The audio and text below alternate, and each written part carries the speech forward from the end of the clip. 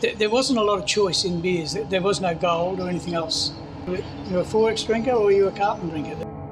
November 2008 was our first beer rolling out of that brewery. Generic, mainstream, mass-produced, industrial, carbonated, nothing beer. But I always knew what it would feel like, and it feels exactly how I wanted it to feel. Before we knew it, the conversation got on to brewing, and Eddie had this idea to brew a beer that he called the Eggnog Stout.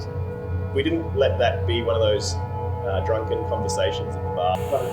Try to dial it in if you want a very consistent product out there, otherwise people are going to not come back and try the same beer again. Like, I don't have any trouble like in researching to find out stuff. I don't have any trouble asking people. When you're at school and they line up all your job opportunities, you don't even drink beer at that stage, brewer. So it's kind of one of those things that comes later in life. When I first started Slipstream and created the cellar door, I thought we'd get some, half a dozen craft beer nerds in here on a Friday night. It's challenging because a lot of these yeasts that are out there aren't made to brew beer with. So when we're out on tour, our biggest focus is really the education and the appreciation of beer. So every tour includes an introduction to what beer is, how to taste beer. Goes to, ladies and gentlemen, Lost Palms, Saltbush and Fingerland Sour.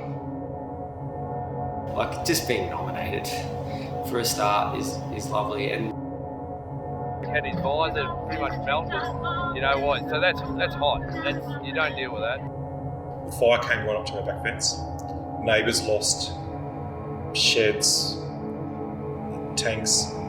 This is a legitimate crop, not the other nocturnal crop that requires lighting. I feel like this drink just became a little bit more special. He's farewell. He'll be farewell. So we're extra cautious, have been right from the start. We spray everything. His attention has been with that team, and yes, that is true. Yeah. I take it very seriously that I'm not shaking people's hands. So you'll be able to sit in here, you'll be able to see the brewery from most positions in here. Outside, we're going to have a new beer garden. There was a whole lot of celebrations. You can kind of see the award actually hanging in between the brew house at the back there. So yeah, it was fantastic, mate.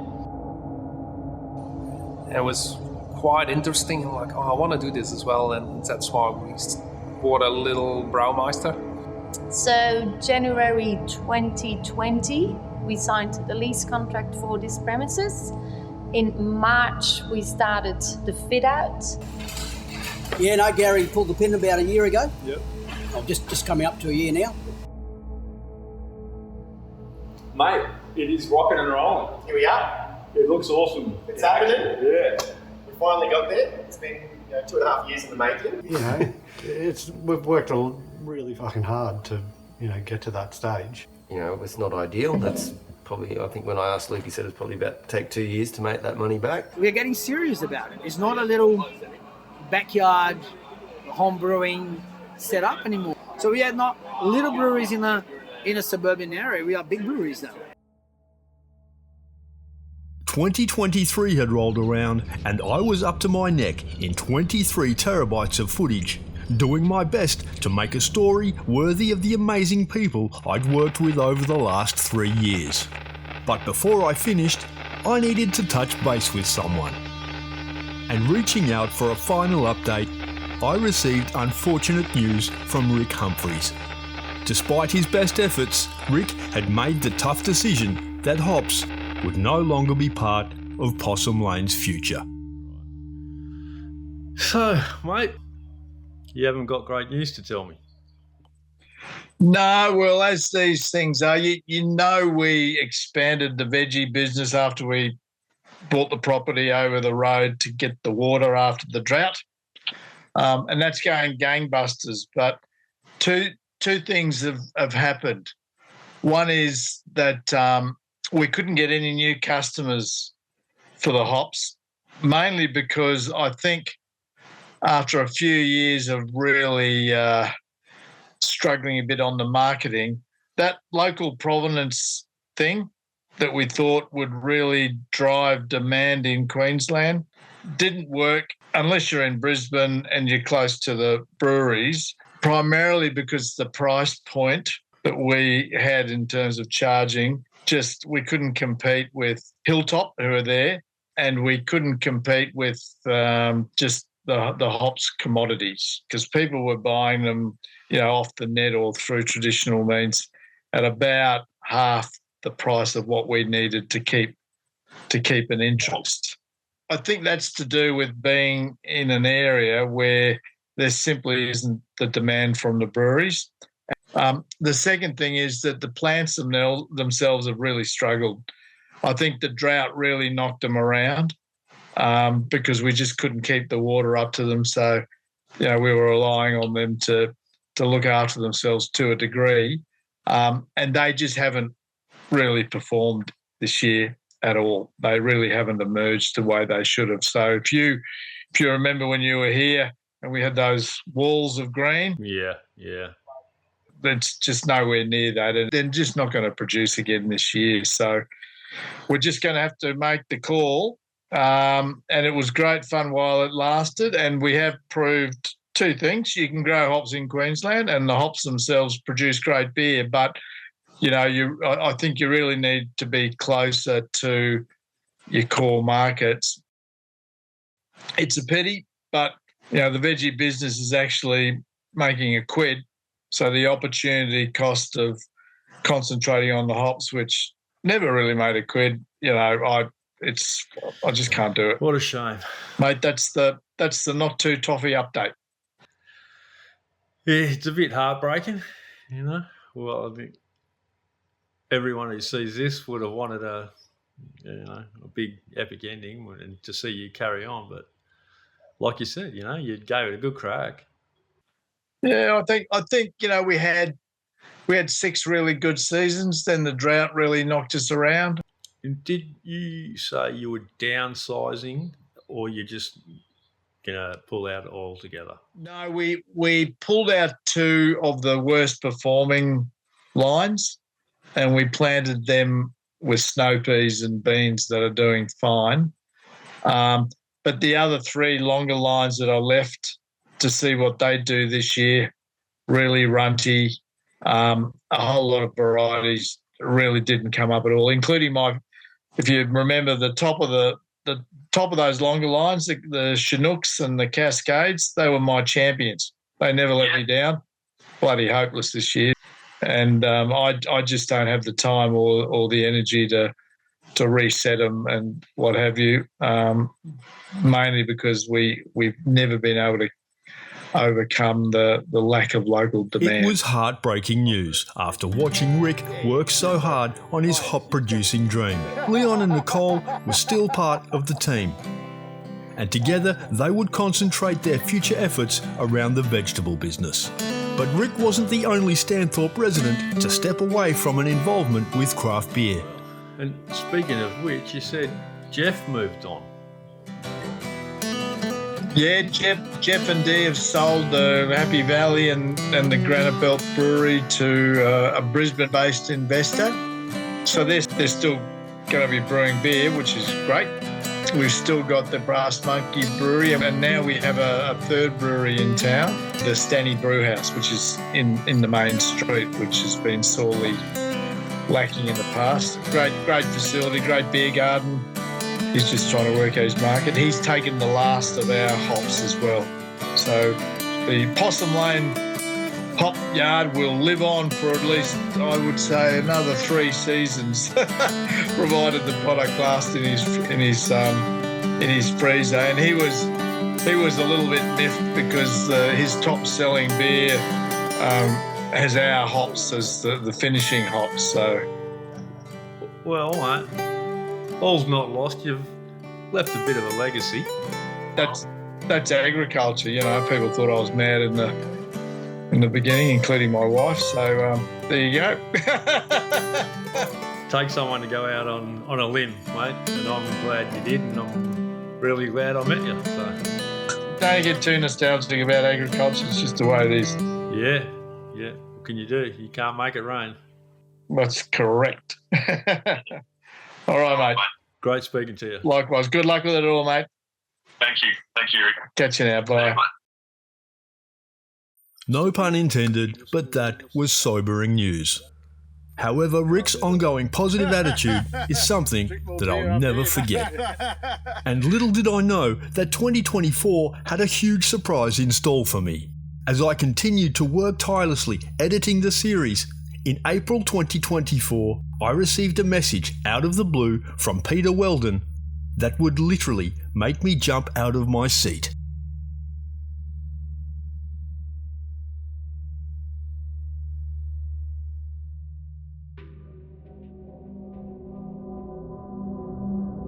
Within days, I was on site to meet Luke and see exactly where these two battling brewers had landed on their feet. After the bitter disappointment we had spoken about in my previous visit nearly 8 months prior, the news of them securing a location made for lots of questions and still had me a little mind blown.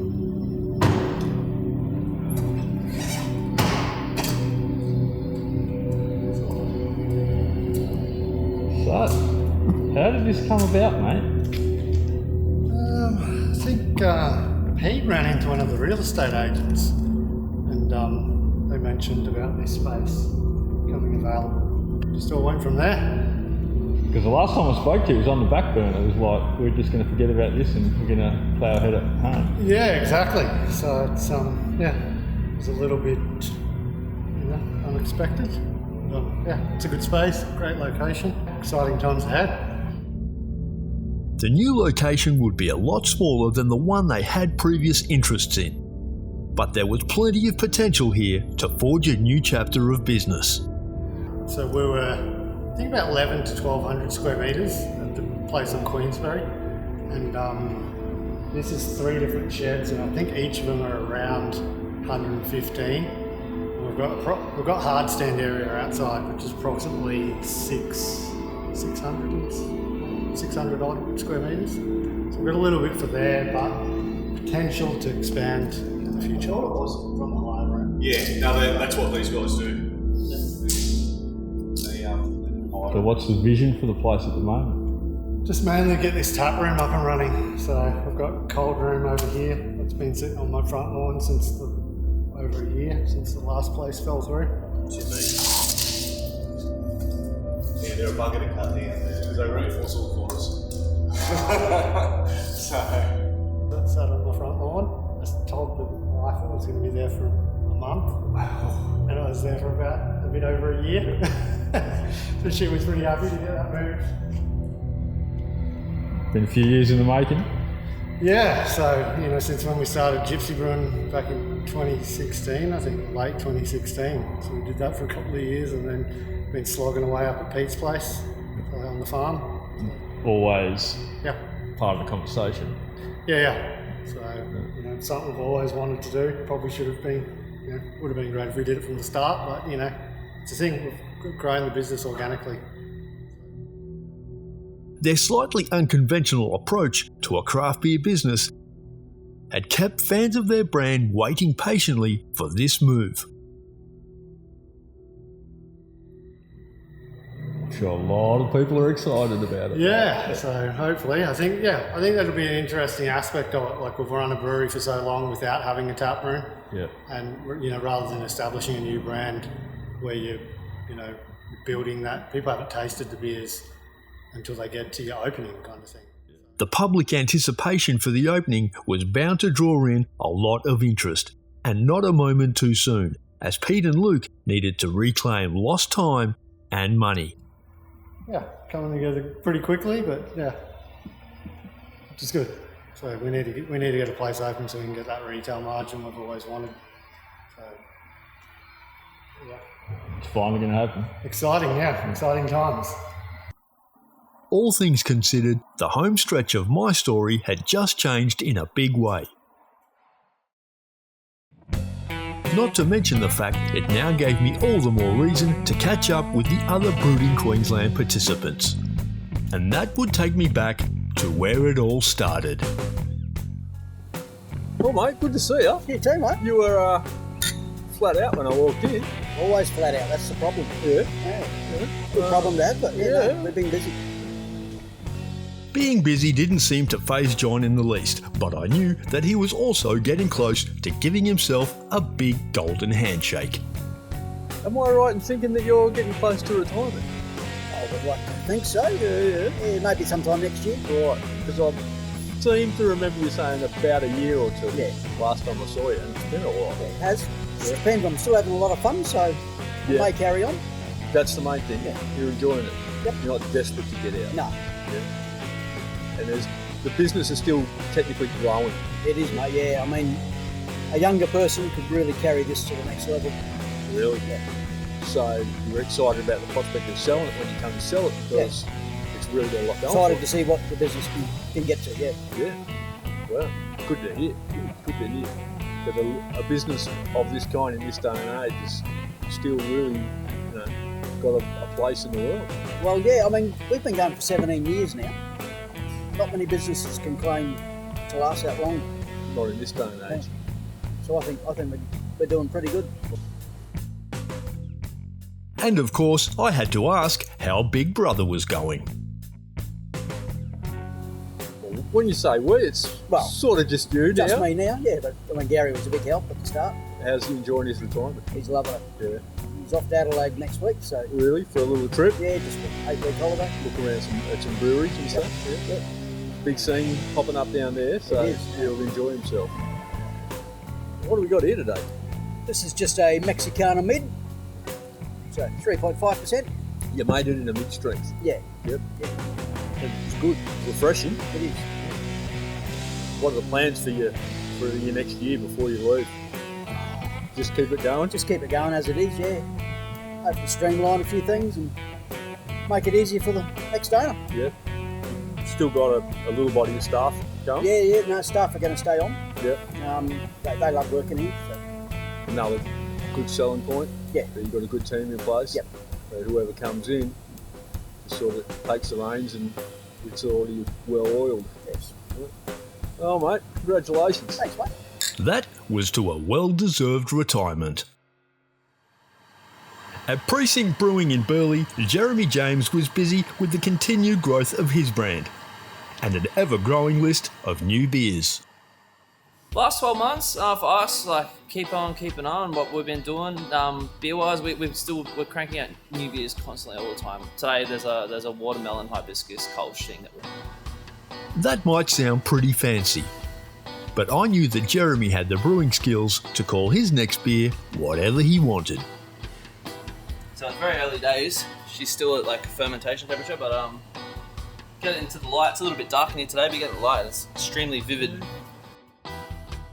I mean, business-wise, we're also added in a still, so we're doing some of our own spirits and stuff in-house here. Constant development, constant reimagining, constant new products for people to come and get involved with. All of our keg cocktail stuff is going really strong, so we get really good engagement with that. It really helps us out on the bar side of things as well. So the business is diversified within itself, I suppose, is probably the easiest way to do it. So easiest way to say it, but it's wild even for us, nearly 3 years into it now, where it feels like it's still picking up in business even more so now. So we're kind of probably getting to that age where we are really quite ingrained in the local kind of area.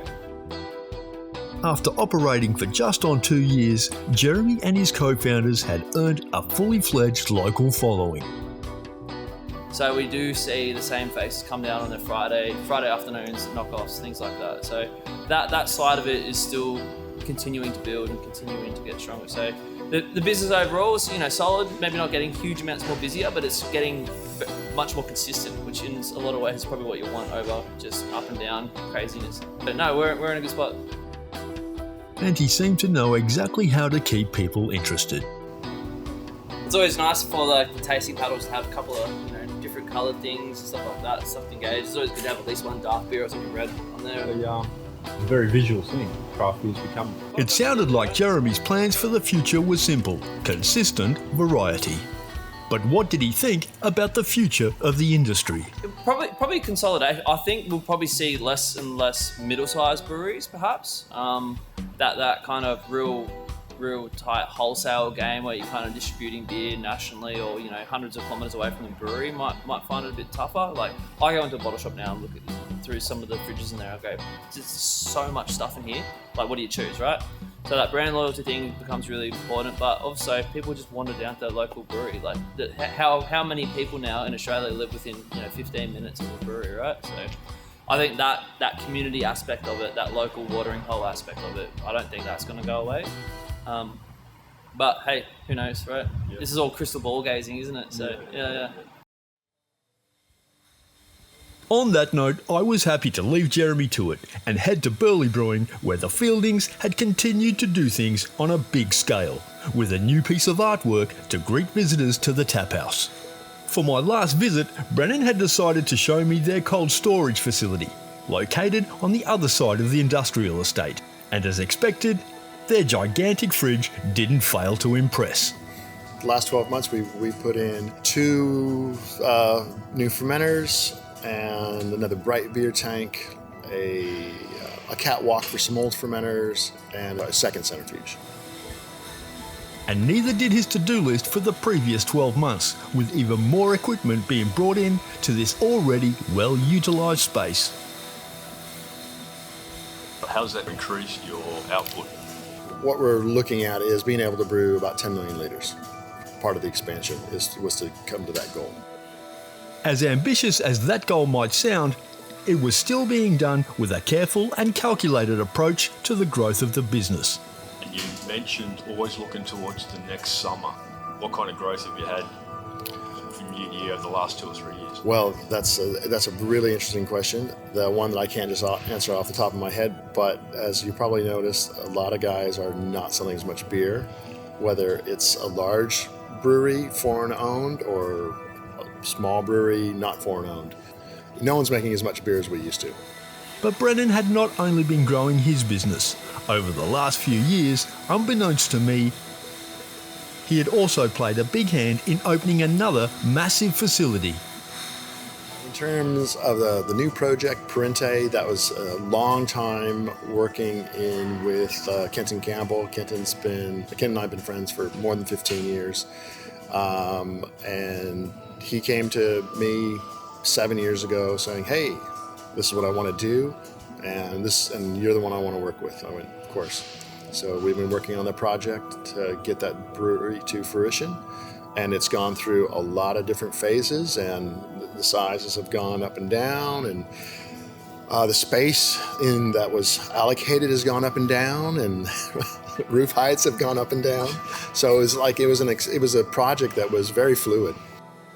Rather than feeling overwhelmed with ever-changing plans, I'd come to know Brennan as someone who seemed to relish those kind of challenges. You know, there's a lot of things. In that whole project, there's 20,000 square meters. There's, 10 or 11 bars.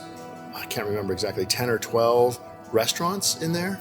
So, plus huge function spaces and inside and outside. So it's geared up for a lot of things. They're expecting a lot of traffic to be brought into that area, not only for the brewery, but for the food and the other offerings that Distillery Road Markets has there. And they've got the parking to handle it, right on site. It's a huge complex. However, it did have to come with some compromise, as pre-existing travel plans meant that he would miss the general public's first taste of the venue. Unfortunately, I won't even be at the soft opening. I'm going to be away. I'm taking a holiday. This year I took holidays. This year I went on business trips. It doesn't matter. I'm still looking at beer. I have another holiday planned, and I'm emailed the owner of a brewery that I want to see, and I'm going to go, hey, I'm going to be in town on this day. Can I come by? He made it all look and sound so easy. But I knew that it had taken himself and Peter years of hard work. So what did this brewing legend think of the current state of the industry? It's sort of leveled out to what you think it should be, well, could be? That's another area. It's a funny question on depending on how you look at the whole industry. I don't know the exact number. I'm not a numbers guy, but we got up where somewhere between 600 to 800 breweries I don't know where, but approximately. And does that make sense? Maybe not. Are there some operators that, are going to fail? Yes. Should there be? Yes, because, there's going to be a leveling of the market. The good guys, hopefully, that are making quality beer are going to stick around and, have good distribution and have customers coming to their tap houses or, coming to the bottle shops and drinking their beer. You want them to stay around because you want people to be drinking good beer. I don't want to overdo the puns, but let it be said that Brennan's outlook was quite refreshing. In the longevity of beer, look, beer's been around for, I don't know how long? Is beer going to die? No, it's a hiccup. The U.S. banned alcohol for 13 straight years and it came back strong. So do I have a positive outlook for beer? Yes. Beer is my favorite subject and I hope that beer is around forever. So I think this is one of those, this is the blip in that graph that shows you, we're up and up and up and down and up and up and down, and now we're down. And then we'll have a plateau or a down, or we'll have a plateau and an up. So we're planning for an up. An up. With things being done on such a large scale, a slightly more narrowed focus was required. But variety was still on offer, or more importantly, on tap. If you want something interesting like a sour or something like that, we make them, and we make them at the tap house, and you can come to the tap house and experience them there. We have had our Japan blackout for, I'm not exactly sure, maybe close to 2 years now. It's a draft-only product. We have 3 new products coming out very soon. The exact dates, I don't know. I believe it's within the next month. And they'll be on the shelves. Style-wise, what are they? What is it? 70% of the beer that we brew is lager, so it'll be more lager. That's what we've been working on. Once again, I left Burley Brewing feeling a little awestruck. And perhaps by now, I should have known what to expect.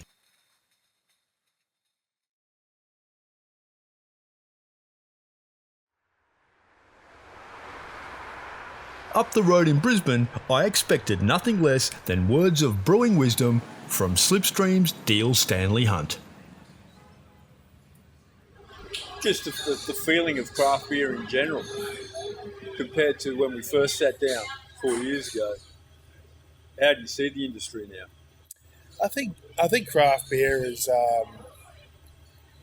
everybody knows what craft is, and most people have been to a craft brewery, so it's not this new thing that we've got to educate and sort of drag people through, which makes it a bit easier for us. But there's so much out there now that it's become a little bit more normalised. And along with that more widespread public acceptance, perhaps the industry's challenges were adding to the camaraderie between Deal and his fellow Brisbane brewing competitors. A lot of the discussion I had with people when I first started was that the industry is pretty tight-knit. You all talk to each other. Sometimes you're even lending ingredients to each other and so forth. Is it become more so, or do you feel like you're not in touch with people as much as you were because you're just busy? How is the interaction with them? I think there's always going to be politics between any close breweries, but at the end of the day, we do look after each other, and we know what it's like not to have the right ingredients on hand when you need them. You just want to get things done, so we all help out, share ingredients around. That absolutely still happens, no questions asked most of the time. Just happy to support. Along with some healthy competition. I think the rivalry is always going to be there, but that's healthy for your business as well. You got to keep things in check with what's going on around you. And along with that, Deal also had a healthy outlook. Look, I think there's always going to be ups and downs like in any industry, and I think the interest rates at the moment are obviously starting to bite and play a little bit on people's disposable incomes. So we're not seeing, we're seeing a little bit tied out on the trade. We're seeing that people's spend is down. They're still willing to go out for a session at Slipstream, but they're just not quite spending as much. They're maybe not taking that takeaway home, and they're not probably just buying that extra schooner that they were previously. So things are tightened up, but you've just got to adjust in this industry, and it's sort of been around long enough to be able to weather it through. But as Deal and I had discussed a few times now, there were bound to be breweries that would not be around for the long term. Yeah, I think that's sort of going to happen. There's going to be a lot of attrition, in the industry going forwards, probably for the next 12 months as, the belts tighten, and those that have sufficient reserves or sufficient cash flow are going to probably make it through, and the others will probably either consolidate or disappear. As unfortunate as that might sound, Deal had good reason to stay focused on the future of his growing record. I did have a look in the fridge and saw 1,000th batch. Batch 1,000, Batch yeah, 1,000. We're now almost up to batch 1,200, so things roll quickly. Yeah. Quite a milestone. Yeah, it was awesome. It's a great beer too. Yep. A brewing record that was sure to see people coming back for more.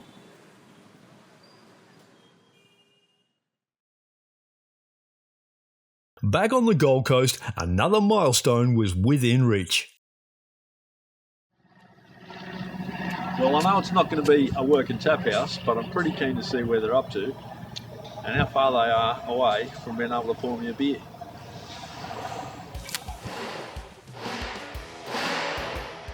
At Pete and Luke's future tap house in Currumbin's Traders Way, progress was being made, but it still left a lot to the imagination. Well, it's coming along. Isn't it? I didn't expect to see this. Polished concrete bar, right? Well, it will be there eventually, yeah. At the moment, you can't see, it's all hidden, but the main feature of the bar is a whole heap of smashed up Pure Blonde VB bottles. They're trailed into the top here, so... There's a bit. Yeah, it will be revealed when it gets polished up. Yeah. And in a not-so-big twist of irony, the bar was just like Pete. A little rough around the edges. So what exactly have you got to do now, so before you can open? We've got to grind this, give it a coat, that's happening this afternoon. All the fascia of the bar. There's heaps of stuff. There's 2 sliding doors here. There's talk of a mural, there's talk of building a structure outside as well. Plenty to do. Like a pergola? The brew house here, we've got to do the floor, all the drains and holding tanks and stuff underground. Heaps. It doesn't look like much, but there's plenty to do. For 2 blokes already working hard on a brewing business several kilometres away, it was a lot on their plate to take this empty shell and turn it into a venue. But Pete already had his hands dirty, and maintaining a can-do attitude was imperative. Would you say, well, with all the stuff that you know you've got to do and all the stuff that's going on, you're not overwhelmed, you're just working through it? Yeah, I think it's one foot in front of the other, and hopefully you're walking up a hill and not off the edge. We're all right, mate. But regardless of how long you take to do things, the bills keep coming in. It's about $1,000 a week just to be sort of in here, and so that means we really need to have people here doing something all the time. And while Pete racked the bills up, Luke had to try and keep them in balance. Can't get away from the computer, mate. Yeah, there's a lot to go over. Stress machine, I think. Yeah. The amount of stress that causes me. Yeah. Well, I did just ask Pete, you got a whole lot of stuff going on. Yeah. But you seem to have like a handle on it, you're just working through it. You're not really overwhelmed? Or? Yeah, it's just, I guess, lining up all trades and stuff, which is, once you get all them lined up and it's working in with their schedules and stuff, which makes it a little bit difficult. But and that's never easy. It's coming together. So which is good. It's just great to see each little piece come together. You know, you got the bathrooms, they're sheeted up now. And speaking of little pieces, that coal room's massive, mate. yeah, so it's a little bit bigger than the one we've got up on the farm. So it'll be just, really nice to be able to pallet jack stock in and out rather than we triple handle stock at the moment. So the operational improvements would be met with some rustic charm that might just help get the doors open a little bit sooner. Pete's saying he's pretty keen on just getting the place open. He doesn't need it to be too fancy to begin with. Yeah. There's still quite a bit to do in a physical sense, but how far away do you think you are from actually opening the doors? I think target hopefully around August, I would say. We've got a little bit of a deadline from our lease side of things. So we've got 6 months to get liquor licensing and all of that across the line. So we've just they've got to come in and do a final inspection basically once we're looking like we're operational. So that meaning having the bar and the food running. So you feeling comfortable about it? It'd be a relief, I think, when it's all done. It's just very stressful managing all the finances and stuff. There's unknown costs. You've got stuff, that pops up, and that's coming out of your contingency funds, and it's dropping down, and But I think we'll be right. It'd be certainly nice to have the tills open and be slinging beers to customers and stuff. That first one's going to taste real good, eh? Yeah. It'll be great. Yeah. So it's pretty exciting, that.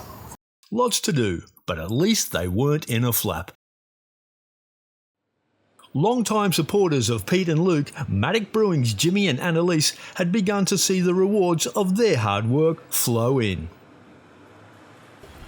So 2 weeks ago we won Champion Small Brewery. Last year we won then the Champion European Style Ale. It's been going well. And that's a little trophy from Craft from I was there for that one. 2021. That was special. Yeah. You've still got a bit of room up there, mate. I expect that to be full sooner or later. I'm already happy. Yes, a lot has happened in the past couple of weeks and months. First of all, we won Champion Australian Independent Small Brewery on the Independent Beer Awards. Yes, woohoo! That is a massive achievement and a great push in the back, as they say. The phone hasn't stopped ringing since then, and it has put a massive smile on my face that lasted for a whole week. Truth be told, the accolades were coming thick and fast. And the Hop On Tour's Jocelyn Eriksson had a notable suggestion. So we picked up 5 gold medals, a bronze and a silver. So 7 out of 7, which is awesome thing. Jimmy showed me the trophies. They were very good. Yes. Yeah, I'm pretty proud and stoked about it. Absolutely. I'm gonna need a bigger shelf eventually. One day. Tuesday we got a canning run. Monday I have to go and take everything down at Crafted. So we have to work around it a bit up, make everything work. It's a logistic nightmare. Jimmy and Annalise might not be craft beer royalty yet, but they were about to get very close to it. Yes. In October, there is a trade mission coming out of Belgium, where Her Royal Highness Princess Astrid of Belgium is coming to Australia for a trade mission. And because we already work very closely together with the embassy, they have now invited us to organise the official reception for 500 guests, where they will be serving our beers. Yes. Well, just a few small things. One way or another, they would have to get used to the limelight. And we had, for example, a couple of weeks ago, we had the French National Belgian Television here on site. And it is looking like the Flemish Belgian Television is coming to Australia as well to do an interview with us. Just as importantly, the brand were gaining strong recognition interstate. given that award that we just won, our phone hasn't stopped ringing, and now we have been able to secure a deal to get distribution into New South Wales with a couple of reps on the ground. So hopefully that will give us that big push. It's been a bit of a slog to get here, but you're starting to feel like it's worth it now. It's finally happened. It's been hard work, a lot of blood, sweat and tears, a lot of tears I can say as well. So yeah, we are proud that it's finally happening, slowly but steady. As we all know, slow and steady wins the race. But is a change as good as a holiday? Last time I spoke to you, you talked about the possibility of a franchise. Yeah, it's still something we're discussing. Originally, it was Adelaide. There's still a lot of opportunity in Adelaide. We were there about a year ago. And yeah, just the amount of breweries that are up and coming from there, and a lot of recognition in the past indies and a few of the other awards. So a lot of those breweries are really gaining traction as well. And yeah, there's just nothing like what we do down there. So that's still on the back burner. Yeah. We chat about it every once in a while, and we need to sit down and actually dedicate some time to getting more of the details about how that might look. And then a really good friend of ours just recently moved over to Perth to focus on doing some FIFO work, and she actually just messaged and said, there's so many winery tours out here that she reckons that we could do well over there too. So that wasn't ever something we'd considered, but it's always something to look at. Over here. Yeah. I was going to say, the reason you can't expand is partly because you can't dedicate the time to building the business model because you're busy here. Yeah. We took our first overseas holiday in 7 years and came back busier than ever. Yeah. Regardless of where the beer was going, Jimmy was just glad to be kept busy. Well, Melbourne is going really well for us. We sell more in Melbourne than on the Gold Coast. Different kind of beer drinker down there? I don't know. It seems that way. Yeah. Seems that way. But yeah, wood is good. There's somebody for every beer, probably. Huh? And in these days, in the climate that we're in today, it's kind of, if you can survive, because a lot of breweries are doing it tough now. So it's kind of a thing like surviving. Yep. And get out on the other end when things get better again. In the meantime, Jimmy seemed determined to stay positive. And smiles on faces had become a priority for this crew, with regular comedy nights still highlight of the week. I love my job too. That's what people need to do. They need to love their job. Do you love your job? Yeah. Good. Do you love your job? I don't work. You don't work? Fuck, hang on, stop. We've got to have this. Do you mean you don't have a job or your body's not working? Imagine rushing over a medical emergency. Why didn't you tell someone you were having a heart attack? I said, I don't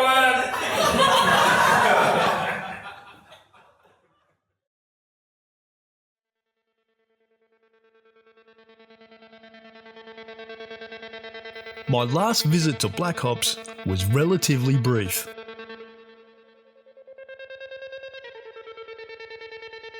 Govs informed me that Eddie would soon return from a long overseas break, and that Dan Norris had left the business completely to start a new business in coffee. Michael himself had stepped away to a lesser role with the brand. A new CEO had been brought in to oversee operations, while consulting with other breweries on their development at the same time. And while Gov spoke positively about the business, time would tell a different story.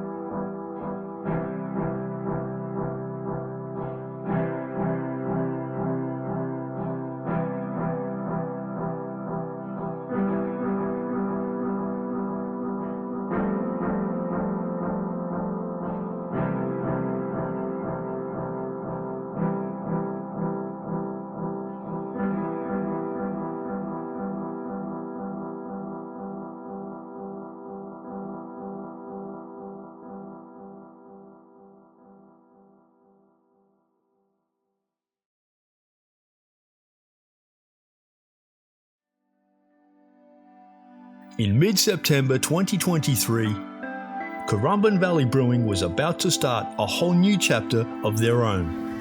All right, going in. Have a look. He's at it. After welcoming family and friends and industry figures on Wednesday and Thursday night, doors would finally open to the public on Friday. And although finishing touches were still being made, the initial impact was on point.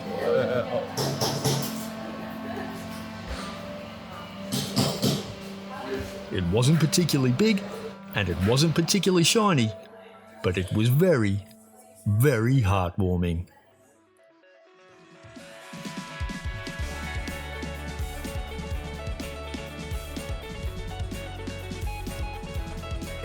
Well, fellas, this place looks amazing. I know it's not the first beer you poured in here, but it's my first beer, and after all this time, I won't forget it. Cheers to you both. Thanks, mate. And to a long and happy time in this tap room. I hope so too, mate. It's been a long time coming, eh? Faced with a huge outpouring of support from loved ones, the Currumbin Valley's new star-studded team didn't miss a beat. I know last night was family and friends. That's right. And it would have been pretty emotional. It was heaving too. You had a lot of people in here? Oh yeah, it was mega. It was a great night. We tested our staff out and they're killing it. With other industry figures about to walk through the door, Thursday night would be a big test.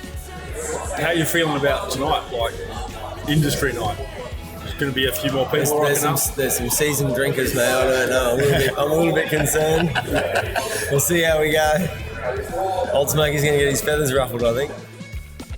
But despite any nerves, I could tell that deep down the boys were just plain old excited. Then the ultimate question, tomorrow night, you open to the public, it's been a long road, are you ready for it? I'm ready for 12 hours sleep. Luke, you're ready for any sleep? Yeah, I think we're ready for it. So just be exciting. It's been great having family and friends yesterday. So that was awesome. Tonight will be great. And tomorrow will probably be on par with that, I think. Well, it had been one hell of a road, but the Currumbin Valley duo had well and truly hit the mark. And there was only one thing left to do: welcome in their very patient fan base. We've had a hell of a time, and I'll raise a glass to anyone who wants to come down. Cheers, you bloody legends. Thank you. I'm sure there'll be plenty of people there, mate. It looks so good. Yeah. So good. Blood, sweat and tears, eh? And beers. Blood, sweat and beers. Tears and beers.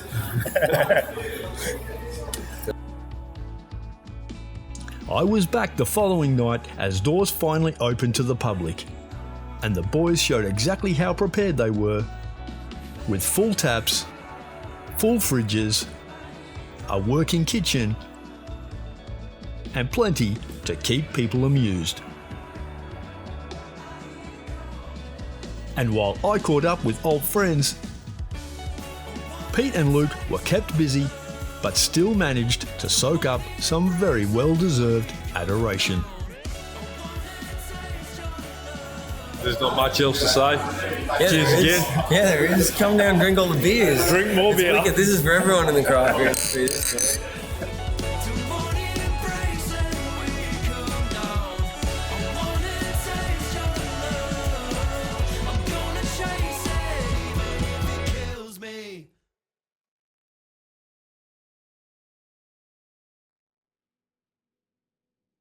In the lead up to their opening, I'd asked the other Brewed in Queensland participants if they had any advice to offer Pete and Luke in their new venture. You heard about the boys at Currumbin Valley have finally broken ground. Yep. About to open the doors. That'd be good. Any advice for them? Enjoy it. Yeah. Make the most of it. Make the most of all you can. So, it's an awesome thing that they've embarked on, to have their own tap room and have that direct connection with public 100% of the time. They're great guys, so they've got a lot of character. They'll do well. I think they're all over it. They've been staring down this barrel of this for so long that I think they're just going to be themselves and they're going to make it work. So they don't need to do anything different, mate. They make excellent beers. They're in an absolutely wicked spot as well. Like stone's throw from Bolter. Like I know it's great for like the hop on guys as well. You know, going down to Currumbin now, they've got a few breweries to go visit down that way. So yeah, absolutely stoked for them. Work-life balance is important. I still haven't found it yet, but it's so important to realise that you need to keep work-life balance somewhere. Yeah. I get the feeling they've been building up for it long enough that they'll get it right. Yeah. Oh, they will. I'm sure they're going to be happy to not have to go up that hill every time they want to bring ingredients in or anything like that. It'll be a nice, smooth. Yeah, exactly. No more tipping forklifts over or anything like that. So, yeah. Well, all right. Cheers to you and cheers to them. Woohoo. Cheers to you. Thanks for all your hard work. My pleasure. Brennan kept his answer pretty simple. I wish them the best of luck. I hope they have people that come in and support them for the kind of beers that they make. And for some reason, it reminded me of another question from the start of the project that I probably shouldn't have asked. A fad? A fad? Don't refer to my passion as a fad. I've been in this business for now 33 years, and I don't see anything fad about it. I see it growing. I see people, rightly or wrongly losing their business or making a better business, like any business. If you do it wrong, you're going to screw it up. If you do it right, maybe you'll come through the other side. Definitely, I don't see anything fad about craft brewing or authentic brewing or brewing traditional real beers, anything like a fad.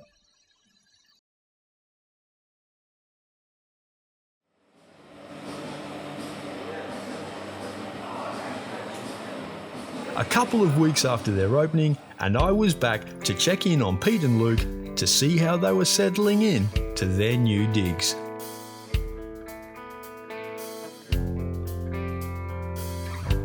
By my standards, man, that was a successful opening. There was a lot of people there with a lot of smiles on their face. Yeah, it was good, eh? Yeah. How's your first week been? How's the first bit of trade? Well, as far as I'm concerned, it's been awesome. It's just great to have all the community down here, and I'm stoked. What about you, Lee? Was it what you expected? Yeah, it was pretty overwhelming. Having all the crew, all the people that helped us out. I think I said to my wife, I think all of this work might have actually paid off. Yeah. Pretty emotional.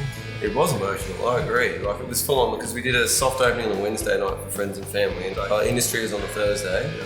Then the Friday night was proper opening, and that was huge. We got smashed.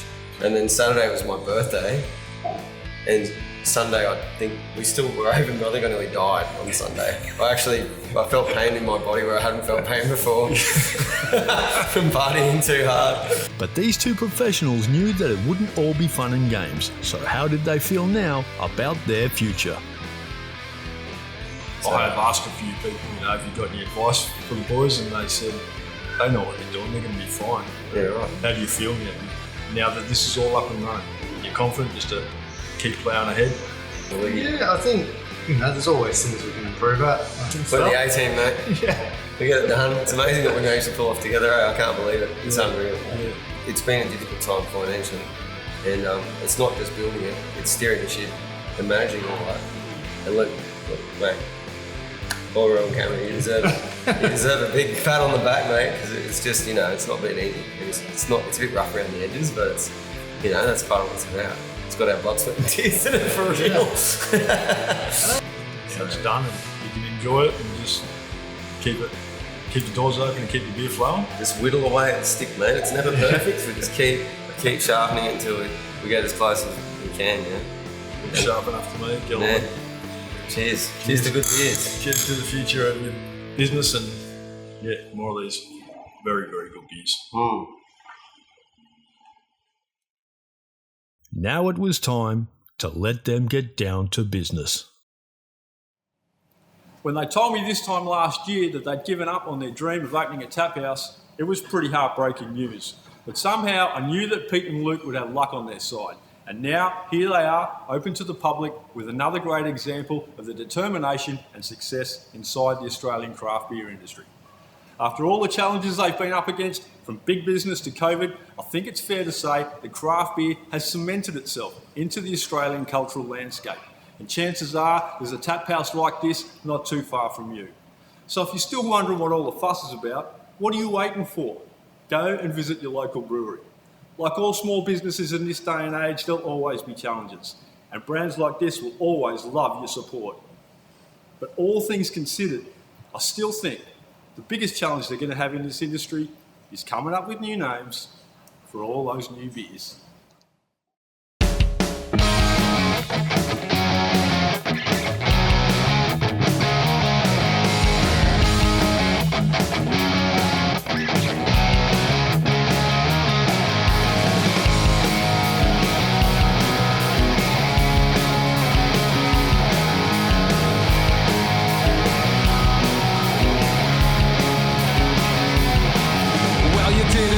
Coming, bet you sure see me now. And if you still don't seem to get it, then you'll get it somehow. Well, I don't need permission or to hear you agree. If you're talking about my limits and you're no good to me. Got your head spinning, just the beginning. Ain't gonna give it, playing and winning. Take it and give it, love it and live it. You gotta get with it, cause the sky's no limit for me.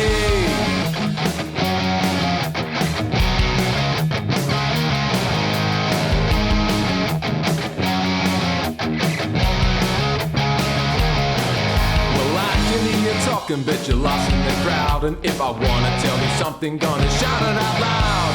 You got your opinion, but it don't mean much, cause I go where I'm going and it won't be with luck.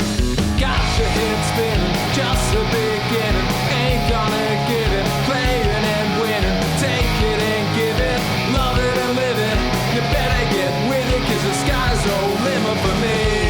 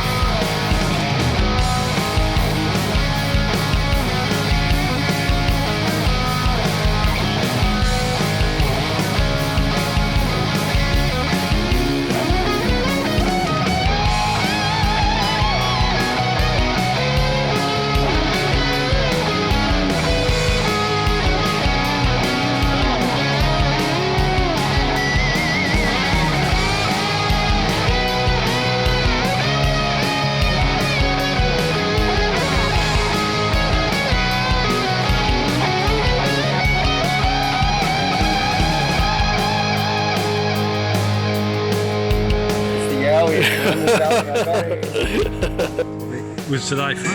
Oh, today was awesome.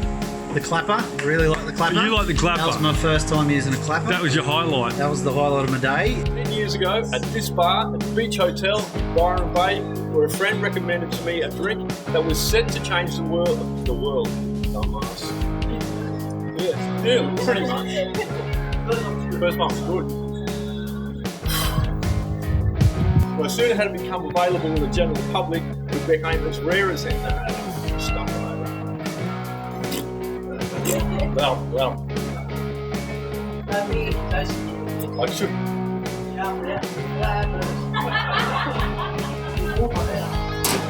Nailing this one. I am, of course, talking about Stone and Wood Pacifico. Playing and winning. Take it and give it. You better get with it, cause the sky's no limit for me. The sky's no limit for me. Better get with it, cause the sky's no limit for me. No limit for me. Anything for the shot, says Daniel Simmons. It's no limit for me.